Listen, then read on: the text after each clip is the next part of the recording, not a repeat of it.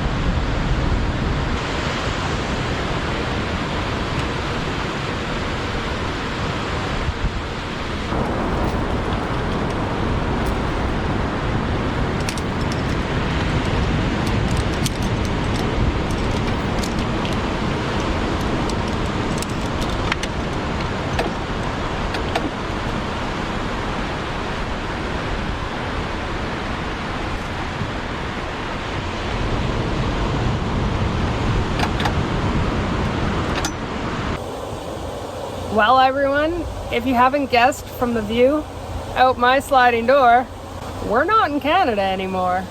It has been a wild month and I have a lot to catch you up on.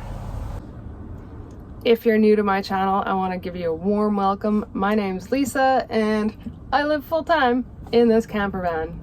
I spent my summer in my home of Saskatchewan, Canada, and now I'm in beautiful California where I will spend my 5th winter here. In my last few videos, I was in Western Canada and I was doing activities like hiking, kayaking, and mountain biking, and just enjoying the beautiful mountains to camp in. But it was cold. I mean, the high for most days was about 10 Celsius, so I think that's what, 50 Fahrenheit. And it was overcast, and although it was beautiful, I was ready to find warmth. So normally I like to take my drive down the coast and I take my time. I take about 3 weeks, maybe 4 weeks. But this time I did it in 3 days of driving. California did not disappoint. It has been sunny and beautiful and highs of 20 Celsius. Back in my home of Saskatchewan, they've already had overnight snowfall of 15 inches. Temperatures down to minus 30 Celsius. So I am one happy camper to be down here enjoying the sunshine. Another reason I made a quick drive down to California this year is because I wanted to get a bit of practice time in for a surf contest that I had coming up. So that was almost a month ago now, and I competed for Team Canada at the World Championships in Paris surfing. This was my 3rd year competing at the World Championships. In my first year, I was actually the only female, so they lumped me in with all the men, and I still ended up 8th overall in the world, so I was happy with that. Last year, we had women to compete against, and I made it through the semifinals and into the finals, but I took home a bronze medal, but I didn't really feel that I had earned it because one of the competitors had a concussion, and so she couldn't finish, she couldn't compete in the final, and so I kind of automatically just won the bronze medal because there were only 3 of us in the final. And honestly, last year I wasn't happy with how I surfed. I think being in Saskatchewan and away from surfing all summer really is a detriment, and I get rusty and I start making critical mistakes. So that's what happened last year. This year I was determined to be happy with my surfing. I didn't care how the results were. I just wanted to make sure that, I was happy with how I surf in the conditions. And so I went and I did a lot of training right before the competition started, and I got some practice up in Canada on the coast, and then drove straight down and got a few more practice sessions in before competition started.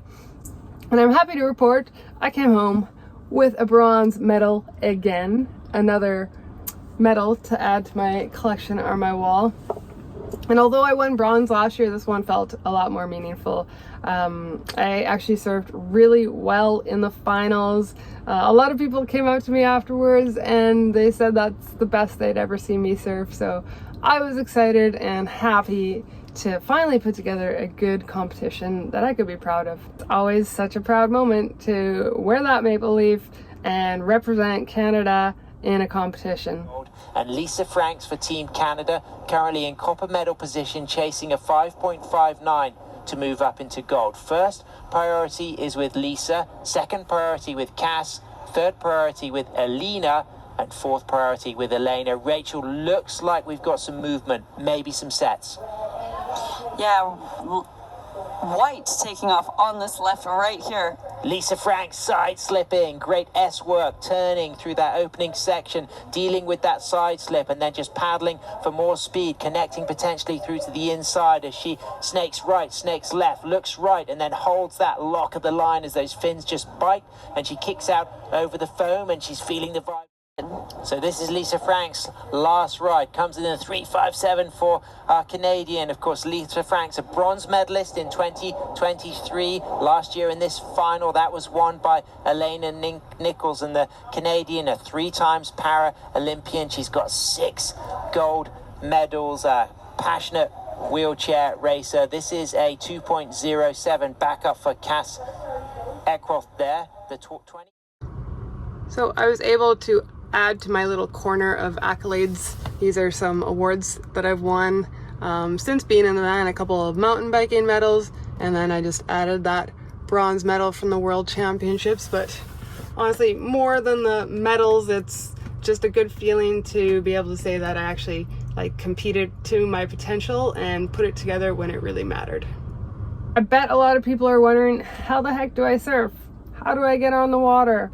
What happens if I fall? And I will answer all of those questions. I plan to do a video that breaks everything down, and make sure you're subscribed so that you get notified when that video launches this winter.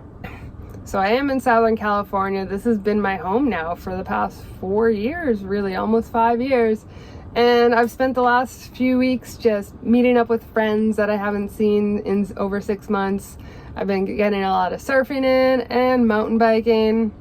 I drained my battery on my power station down to 0 just charging my e-bike. I've been riding it so much, so that's why I have it out with the solar panels, getting some good charge. And I've also got solar panels on top of the van that really runs the rest of the camper van. I don't know if you've heard some funny noises coming from behind me, but I have a creature in my van, and I want to introduce you to this lobster. My friend actually caught this lobster last night right here, just from that ocean, and he was able to gift me, he actually got 7, so he gifted me one this morning. Now I'm a prairie girl. My home is 20 hours from the ocean, and honestly I'm not a seafood person, but I think that's because we don't get good quality seafood where I live. So I'm gonna cook this lobster up tonight and hopefully, have it prepared just as the sun is going down and have a truly magical feast on the beach in California. Yeah, you don't need to bait. Oh my god! it's alive. They're tough little buggers.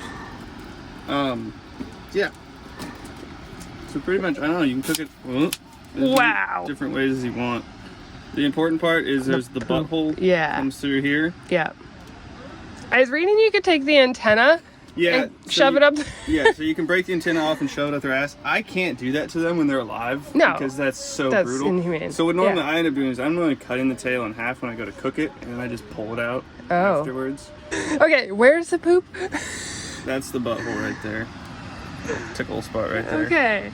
Yeah, and then just cut it, that way. Obviously put it in big end first because they're barbed. Oh, okay. And it'll just snag it? Get it all the way up in there and just be real, Take it out to dinner first or, ask for permission. Could you... But if you want to cook it whole, Depends how you want to cook it. I don't have a big enough. Well, I'd be close. My pot. If I take the legs off, maybe. Totally it's up to you. I normally just do the tails. And Okay. then if you wanted to, you could make a bisque with. It'd be kind of hard to make a bisque with just one. But the meat in the legs is really good. It's just a pain in the butt to get out. It's way better than the tail meat. Is it? Okay. So yeah, if you wanted to cook it whole, just stab a knife in here, and that'll kill him. There, no. I was reading. YouTube said behind the eyes. You could do it there as well. Okay. I just find it's just easier. Okay, there. Yeah, it goes in easier. Yeah. And then you could do the tail thing, or if not, kill it, and then don't hurt my leg. Then you just take a knife and like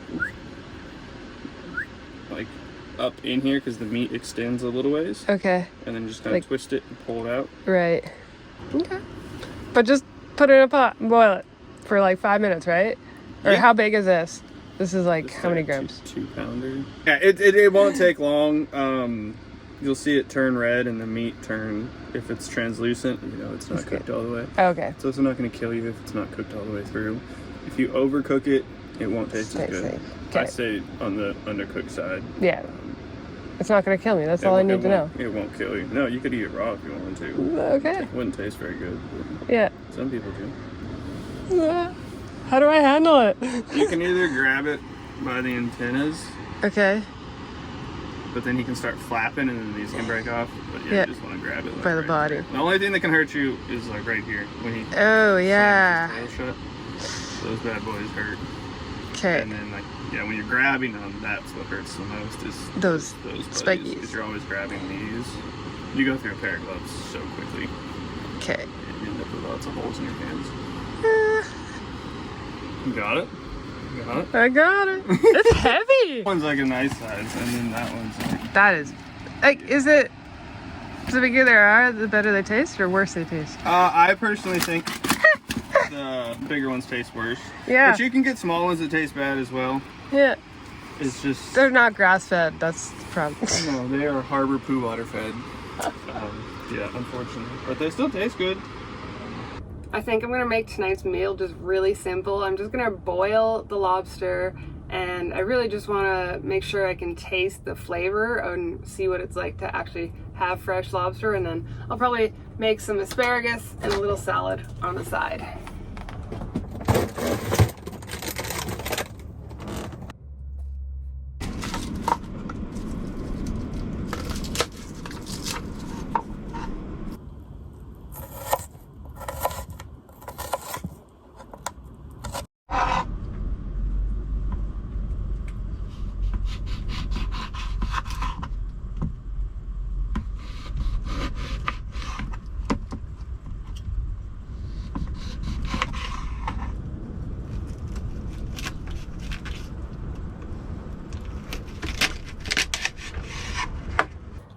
All right, I'm trying to think of the best sequence to do this. The lobster should boil for about 13 minutes, I think. I'm gonna saute the asparagus, and then in a small saucepan, I'm gonna just make butter, lemon, and garlic, and that's what I'm gonna dip the lobster into. It's just gonna be super simple. I think maybe I'll just make the sauce first, because I only have 2 burners, and then I can do the asparagus the same time as the lobster. Yeah, I think that'll work out. There's the little lobster. He's just been chilling in my sink since Joe dropped it off this morning. And yeah, it's been kind of weird to think that he's just moving around and he's living and is soon to be my dinner. Really makes me think about my connection to nature and the food that I consume, and just really the responsibility that comes when you are eating meat or seafood. So thank you, little guy, for being a source of nutrition for me today.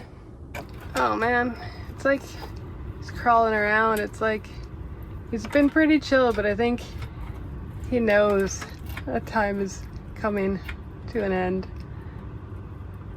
This guy's actually like heavy. He's a good 2 pounds, I want to say. Oh, and he's been sticking to the bottom of my sink rack. You're gonna have to give it up sometime, guy. Alright, this is the part I've not been looking forward to.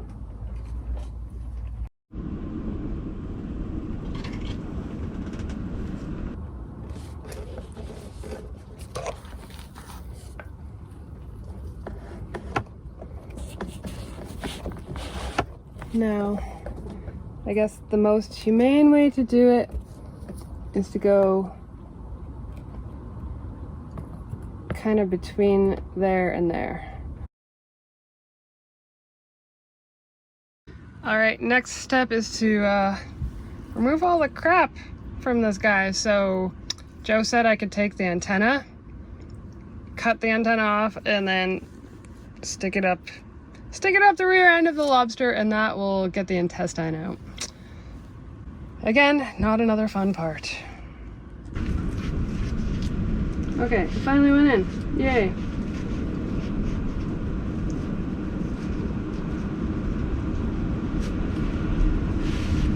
Yay, I guess.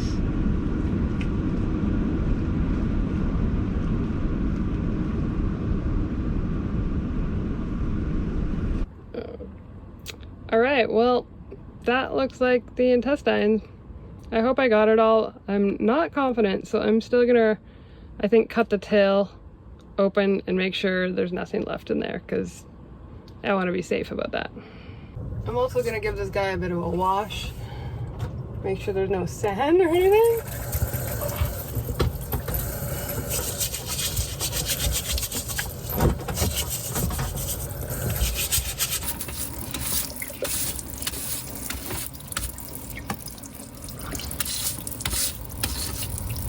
My pot is not big enough, so I'm gonna have to do this in two parts. I'm gonna do the tail first.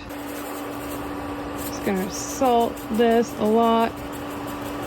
Wonder if I put lemon in there, if that would somehow infuse. Alright, water's boiling. I'm gonna start with the tail.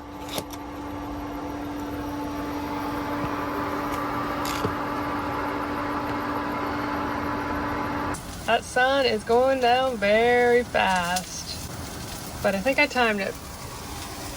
We got some asparagus and garlic just finishing up. It looks like it's done. It's no longer translucent, so I'm just gonna take it, the first half out of the water, and let it cool off before I break on into it. And then a nice buttery garlic lemon dipping sauce. It's all coming together. Closing my eyes today, dreaming of far away in time, keeps on passing by, and suddenly I realize it's gonna be alright. Finally I found a place where my troubles fade away, and the world outside my door can't come in. Found a little piece of mind in my own skin. Finally feeling like myself, home again.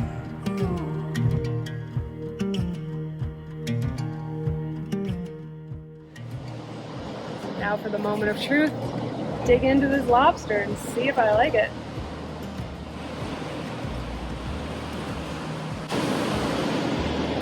Also, I have no idea what I am doing, so don't judge my lobster cracking open skills, please. Suddenly I realize, yes, everything's alright. Finally I found a place where my troubles fade away,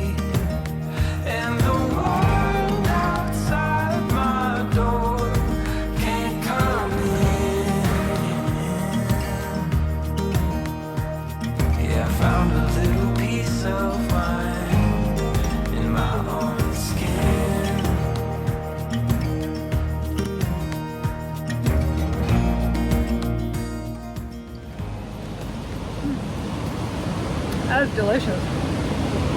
It's so fresh. You can actually taste lobster and not just want to drench it in butter. I'm sold. I'm sold. I'm kind of into seafood.